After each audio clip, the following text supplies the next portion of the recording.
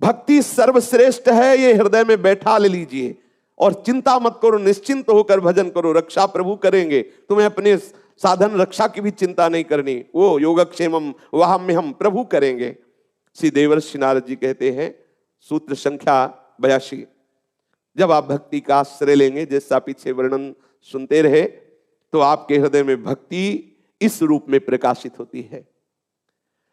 यह जरूरी नहीं है कि ये सद्गुण सब में समान भाव से प्रकाशित हो सकता है इन 11 में से एक की प्रधानता हो जाए और 10 गौड़ रूप से रहे, पर होगी जरूर। इन 11 में से एक कोई ना कोई भक्त के अंदर जरूर प्रधान होगा। ये प्रेम रूपा भक्ति जब किसी के हृदय में प्रकाशित होती है तो ये 11 प्रधानताएं उसके हृदय में आती है। उनमें से 11 सबके हृदय में होंगी, पर एक की मुख्यता होगी, एक में बहुत रुचि होगी। जैसे पहला है गुण महात्म्या शक्ति, दूसरा है रूपा शक्ति, तीसरा में है पूजा शक्ति, चौथा है स्मरण शक्ति, पांचवा है दास्या शक्ति, छठवां है सख्या शक्ति, सातवां है कांता शक्ति, आठवां है वात्सल्या शक्ति, नवा है आत्मनिवेदना शक्ति, 10वां है तन्मयता शक्ति और 11वां है विरहा शक्ति, परम विरहा शक्ति। ये समस्त भक्तों के हृदय में होगी, ये होंगे सब लक्षण, लेकिन किसी एक की प्रधानता होगी।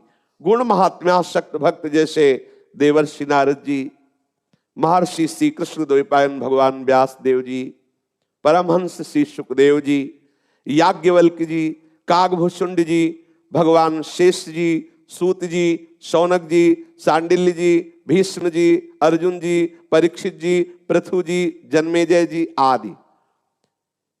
ये जब गुण प्रकट होता है भक्ति के प्रताप से, गुण महात्म्या शक्ति, इसमें बस एक नशा चढ़ता है, मुझे सुनने को मिले, प्रभु की चर्चा सुनने को मिले, इसकी प्रधानता होती है। जैसे ये गुण जिसके अंदर प्रधान होगा तो भजन सेवा और जितने भी है ये सब रहेंगे उसके अंदर, पर उसके अंदर इस बात की भूख हो जाएगी मुझे भगवत चर्चा सुनने को मिले। जैसे पृथु महाराज के हृदय में जब ये आसक्ति प्रकट हुई तो प्रभु से कह रहे कि मुझे 2 कान से तृप्ति नहीं होती, मुझे वरदान दीजिए कि मेरे 10,000 कान हो जाए, 10,000 कानों की सामर्थ्य मेरी श्रवणेंद्रिय में हो जाए, मैं आपकी चर्चा सुनते हुए कभी आघाऊं ना। यह आसक्ति, अलग अलग रुचि होती है। भक्ति जब प्रकाशित होगी तो ये गुण होंगे, लेकिन किसी किसी में एक गुण की प्रधानता पाई गई। जिसके अंदर गुण महात्मा आसक्ति होगी उसको हर समय यही लगेगा, अगर कहीं चर्चा सुनने को मिले तो सब गौर कर देगा, भाग के वहां जाएगा, सुनेगा। वो भगवत चर्चा सुनने का बहुत ही आसक्त चित्त से वो रागी होता है। वो किसी भी तरह से बर्दाश्त नहीं करेगा कि भगवत चर्चा आज नहीं मिली तो हम अन्य साधनों से संतुष्ट हो जाए। वो विकल हो जाएगा, मुझे भगवत चर्चा चाहिए। वो जहां जहां पी की बात सुने खोजत तीन गैनन, वो बावरों सो रस में फिरे खोजत नेह की बात। वो बावरा होकर यही ढूंढेगा, मुझे भगवत चर्चा सुनने को मिले, मुझे प्रेमी महाभागवतों के मुख से भगवत चर्चा सुनने को मिले। दूसरा है रूपासक्त।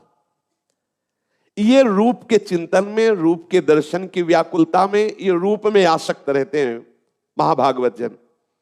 इनके हृदय में रूपाशक्ति ऐसी छाई रहती है कि इनको फुर्सत ही नहीं है। बस नख सिख लो अंग माधुरी, नख से शिख तक वो रूप का बार बार अवलोकन कर रहे हैं, रूप की चर्चा सुन रहे हैं। प्रभु के रूप अवलोकन में सब भक्ति के गुण है, ये भी चर्चा सुनेंगे, नाम जप करें, सब करें, लेकिन इनकी प्रधानता होती है। जैसे गोपीजन बस लाल बिहारी के ललित त्रिभंगी रूप का चिंतन, बस उसी के दर्शन के लिए व्याकुलता, दर्शन करते हुए भी अतृप्ति। तो कुछ भक्तों के हृदय में जब भक्ति रंग लाती है तो उनके हृदय में रूपाशक्ति प्रकट हो जाती है। वो रूप का चिंतन, रूप के ही बार बार बातें जो शास्त्रों में वर्णन है उन्हीं को पढ़ना, उन्हीं को सुनना, उसे वो रूपाशक्त है।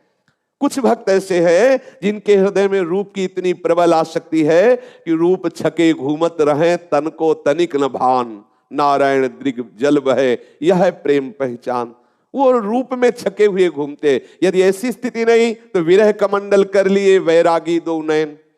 उनके हृदय में रूप दर्शन की इतनी व्याकुलता है कि दोनों नेत्र विरागी हो गए, अब कुछ देखना अच्छा नहीं लगता, बस प्रीतम दिखाई दे जाए।